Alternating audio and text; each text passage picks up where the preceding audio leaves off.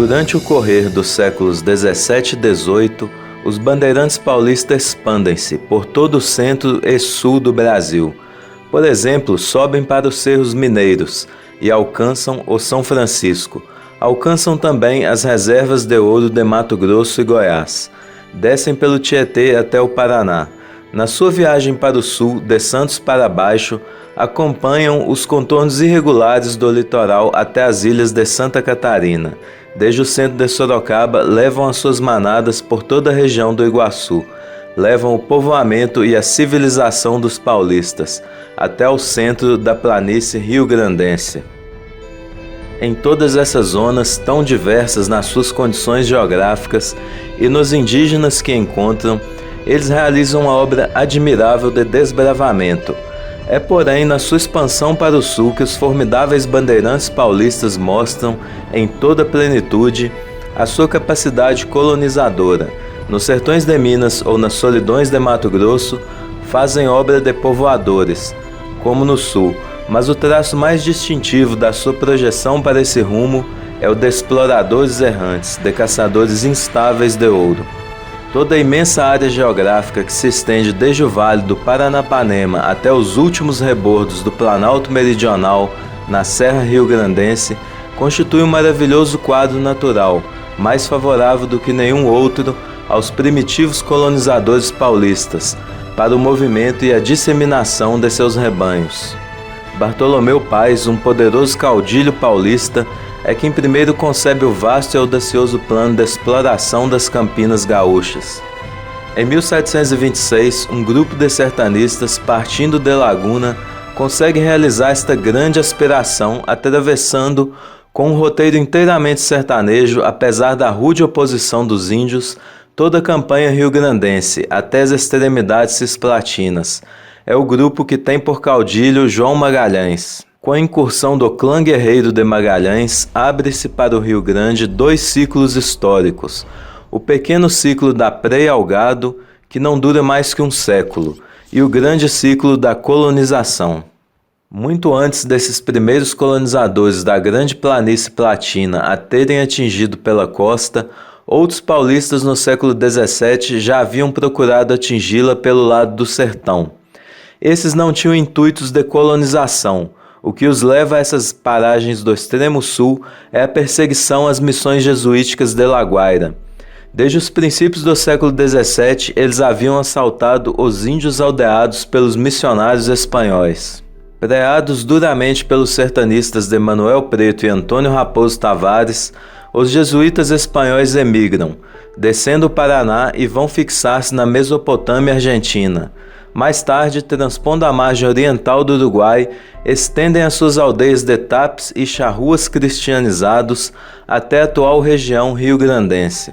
Descendo ao encalço deles pelo Vale do Paraná, os paulistas antigos continuam na caça ao índio, atacando as reduções espanholas nessa sua nova moradia. Manuel dos Campos aí chega em 1653 e bate-se bravamente com os índios, já agora militarizados pelos jesuítas. Antes e depois dele, outros sertanistas procuram realizar o mesmo objetivo predatório. Não tem resultado essas investidas, mas até na cidade paulista acabaria por vencer, e os espanhóis seriam desalojados da Mesopotâmia argentina pelo ferro dos conquistadores. Outro famoso bandeirante, Fernão Dias Paz, desce também de São Paulo e varre à ponta da espada os espanhóis e índios confederados que encontram em seu caminho. Dois problemas surgem na longínqua viagem dos primeiros habitantes, o da preia ao gado selvagem e o do seu transporte até São Paulo e Minas. Um e outro, esses extraordinários sertanistas resolvem com a sua tradicional intrepidez e capacidade de adaptação. Deixam de lado o mosquete de pederneira com que assaltam a maloca do índio e tomam da lança e do laço. Libertam-se das botas grossas e ferradas com que sobem os garimpos e calçam as esporas do campeador. Robustos e aguerridos pela treinagem secular do sertanismo, os bandeirantes paulistas estão no auge da sua vitalidade combativa, como nas regiões da preia ao índio e nas regiões do ouro, eles encontram na pilhagem das Campinas do Sul uma nova e rude escola de força e de heroísmo. Além dos obstáculos próprios à caça do gado bravio, se acrescentam os obstáculos trazidos pela oposição dos índios, senhores daquelas campanhas. Não se pode tratar de fábrica ali, diz em 1756 o padre Leonardo Ouros, senão com a foice nesta mão e a espada na outra. A caça de índios, Fernão Paz chega com suas hordas guerreiras até Colônia do Sacramento. Este bandeirante bateu os índios aldeados dos jesuítas, os índios selvagens da campanha e os espanhóis que ameaçavam o pequeno presídio lusitano do Sacramento, e percorreu de um a outro extremo, de espada na mão, seguido da sua horda bravia de mamelucos, toda a campanha cisplatina. Esta corrente guerreira, que o bandeirismo paulista projetou nos Campos do Sul, interrompeu-se subitamente nos fins do século XVII, sob a ação de um acontecimento surpreendente, a descoberta do ouro nos Chapadões Mineiros. Outra figura que marca a história do Sul é Cristóvão Pereira. É a mais remota e também a mais heróica encarnação dessa nova face do bandeirismo paulista.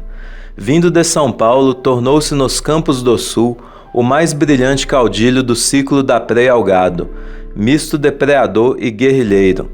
Fez amizade com os índios minuanos, então senhores daquelas paragens. Assaltou de comparceria com eles as manadas bravias da Cisplatina. Repeliu à ponta de lança os índios tapes agressivos. Acumulou nos seus currais as cavalhadas ali preadas e depois as fez subirem aos milhares pela estrada até o centro sorocabano, em São Paulo. De acordo com relatos da época, os índios minuanos e tapes que ali habitavam eram de extrema ferocidade. Nos combates lutam até a última gota de sangue, diz um cronista daquele tempo. Nem mesmo sob a disciplina dos jesuítas, quando aldeados, a civilização abranda a sua ferocidade. Os charruas, mais altivos e intratáveis ainda, evitam o contato civilizado e isolam-se nos rincões bravios do interior, diz um outro cronista. Os bandos pilhadores paulistas não se detêm, entretanto. Rompem a ponta de lança e a pata de cavalo a barreira belicosa dos minuanos e tapes, libertos desses inimigos, tendo aprendido com eles o manejo do laço, os golpes do pealo e o jogo das boleadeiras, iniciam então a sua empresa audaciosa de saqueio à savana, e tem no seu arremesso às manadas selvagens do Pampa qualquer coisa da intrepidez, da temeridade, do ímpeto dos caçadores de bisões da América do Norte. A quantidade e qualidade do rebanho que encontraram no sul os surpreendeu. Não imaginavam o encontro com esses animais. Os índios bravios que habitavam essas campanhas não comiam carne de boi, alimentavam-se de carne de burro e de cavalo. Daí resultava para o gado bovino uma capacidade de proliferação espantosa. Só os cães bravios do interior é que corrigiam um pouco, com a sua voracidade, o crescer e o expandir destes rebanhos. Não for o grande número de cães que devoram as crias recém-nascidas, e os rebanhos devastariam todo o país, diz Ascarat do Biscay, quando em 1658, em rumo para o Peru, atravessou estas campanhas. Foi no século XVIII, ao tomarem consciência da imensa riqueza dessas terras do sul, que fez com que afluíssem, em torrente, os paulistas. Sente-se então que uma espécie de fascinação magnética os atraía para o sul. As cidades de Passo Fundo, Palmeira, Cruz Alta, Santo Ângelo têm sua origem em colonos paulistas. Nestas regiões eles se instalaram à sua velha maneira, em clãs parentais poderosos. A produção de muares e cavalos pela campanha platina torna o tráfico de tropas com São Paulo negócio extremamente lucrativo. Os paulistas do século XIX encontraram nessa atividade de muladeiros uma compensação ao seu fracasso na atividade aleatória das minas. Representantes das melhores famílias paulistanas não se sentiam piores em se fazerem negociantes de tropas. Desciam continuamente ao sul, com a intenção de compra de muladas para as feiras de Sorocaba, e muitos deles lá se fixaram como estancieiros e deram às nossas lutas do prata o melhor da sua bravura e do seu sangue. Em 1735, vemos pequenos clãs de preadores paulistas irem em correria aos campos castelhanos. O objetivo principal era roubar gados. Outra causa que contribui para intensificar nossa atividade predatória é a dilatação da nossa área territorial pelo Tratado de Madrid, de 1750. Esse tratado, que nos dá todos os campos da bacia de captação da Lagoa dos Patos, abrange uma área enorme de expansão no sentido do oeste, ao longo do Vale do Rio Pardo. Foi preciso gado para povoar as estâncias ali fundadas, e são os preadores da Cisplatina que vão trazer as manadas necessárias. Os paulistas ficavam indecisos entre a tentação do ouro e a tentação do gado, iam com tanta sofreguidão para os cerros mineiros como para os campos platinos, e já nos fins do século XVIII, quando se desiludiram das minas, foi a sedução platina que predominou e os fascinou. Os paulistas, empobrecidos nas minas, voltam-se para o negócio do gado, diz um cronista da época, e voltam para o sul a comprar gados para os vender nas outras capitanias. No século XIX, o negócio de tropas se tornou uma grande atividade mercantil. Formou-se uma classe de homens afeitos às duras provações das longas travessias pelo sertão do Planalto, lutando com as intempéries e as feras. Muitos desses chefes de clãs se tornaram valentes chefes de guerrilhas e se cobriram de glória nas guerras cisplatinas. Foram os antigos paulistas que planejaram e construíram a bela organização de preia nos campos do sul, com seus métodos curiosos de caça ao gado e a poderosa estruturação dos seus clãs de pilhagem. Foram eles os que primeiro entraram em choque com os castelhanos fronteirinhos e constituíram a base dos clãs guerrilheiros nos primeiros tempos da conquista. Foram eles que abriram a circulação colonial a vasta extensão do Planalto Parano-Catarinense, com a fundação da grande estrada de Curitiba a Viamão. Os próprios núcleos urbanos que se disseminavam pela campanha rio-grandense têm sua origem numa causa militar. Na história do Sul, o fundador da cidade, que no Centro-Sul era sempre um sertanista povoador, foi sempre ali um chefe guerreiro, um caudilho, um homem das fronteiras. Na verdade, educada sob o regime da premência guerreira e de uma férrea disciplina militar, aquela população acabou tendo pelos homens de espada uma espécie de respeito religioso e uma confiança integral. Todos acorriam a eles nas suas dúvidas e acatavam seus julgamentos e conselhos, com submissão, uma submissão mista de veneração e orgulho. Nesta capitania, diz Saint-Hilaire, não há lugar em que os magistrados e os funcionários civis gozem de menos importância como aqui. Todos evitam as formalidades judiciárias e é o general que entregam a decisão de quase todas as questões. As glórias, a memória dos heróis e dos feitos andavam de boca em boca entre os gaúchos, desde as cidades à campanha. Todos, da alta à baixa classe, como que se sentiam engrandecidos com o poder em partilhar de um raio dessas glórias comuns, e como que intimamente clareados com a centelha divina desses heroísmos ancestrais.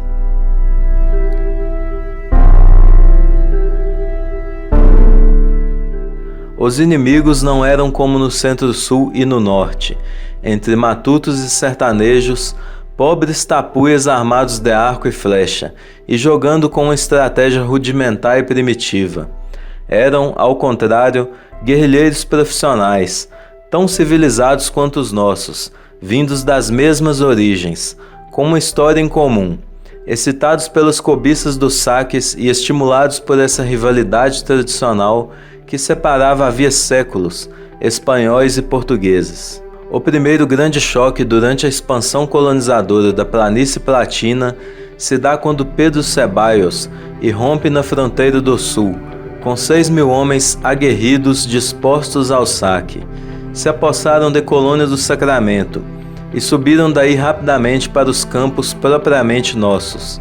Tomaram a cidade de Rio Grande de assalto, dispersando a população. Permaneceram ali por 13 anos. Estes homens depredaram, saquearam, oprimiram, trucidaram. Decaiu a cidade, as estâncias foram assoladas. Portugueses e brasileiros que haviam levado as suas fundações até a região de Castilhos foram forçados a retornar. Expulsos em 1776, voltaram os invasores em 1777, com Pedro Ceballos, que retornou ao Rio Grande e, atravessando todo, conquistou Santa Catarina. Daí em diante, até 1807, as nossas fronteiras foram agitadas continuamente sob o tropel dos caudilhos platinos. Reuniam-se ali e arremessavam-se sobre os nossos, em fúria de pilhagem.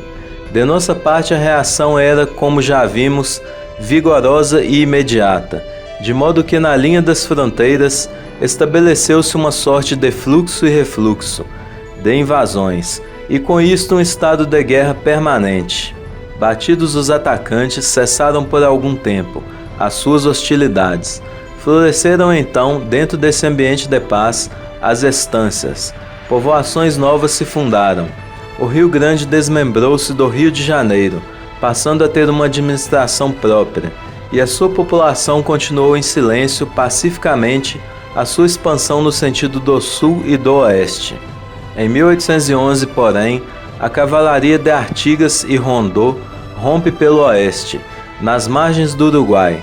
Houve por toda a nossa campanha um pânico geral. Era um novo ciclo de guerra que começava, ciclo que só veio a terminar em 1821, com a incorporação da chamada Banda Oriental ao nosso país. Foram 9 anos de lutas e durante eles toda a orla meridional e ocidental do Pampa foi atacada pelos guerrilheiros de Artigas, que atravessaram saqueando em larga escala as estâncias gaúchas. Batido novamente o inimigo, começa um novo período de paz, e os nossos estancieiros voltaram aos seus campos. 5 anos depois, em 1825, irrompeu novamente a guerra. Lavalleja, Rivera e logo depois Oribe levantaram-se, batalhavam pela independência da Cisplatina.